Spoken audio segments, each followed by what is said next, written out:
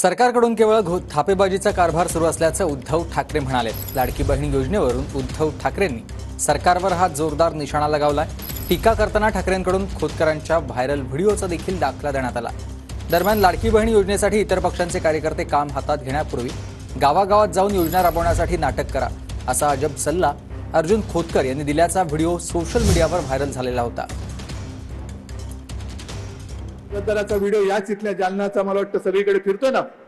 सगळ्यांना सांगतोय तुम्ही सगळं रजिस्ट्रेशनचं नाटक करा। नाटक आलाय पाहिला व्हिडिओ बघा, नाही तर तो व्हिडिओची लिंक द्या, सगळ्यांना दाखवा। तुम्ही नुसतं फक्त तुम्ही महिलांकडे जा आणि नोंदणीचं नाटक करा, म्हणजे महिला काय खुश होतात, माझे नोंदणी झाले, उद्या मला मिळणारच पैसे। उद्याचा उद्या उजाडणार कधी?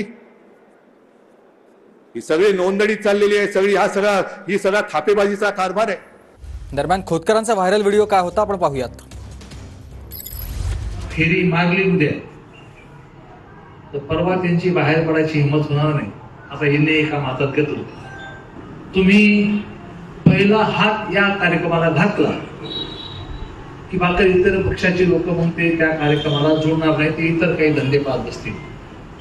माझी हात जोडून तुम्हाला अत्यंत विनम्र प्रार्थना आहे की उद्याच्या उद्या काय नाटक करा गावात, यादी तयार करायचं, तुम्ही आधार कार्ड द्या, तुम्ही पॅन कार्ड द्या, तुम्ही लागणारे डॉक्युमेंट्स काय काय एक समजून घ्या योजना काय।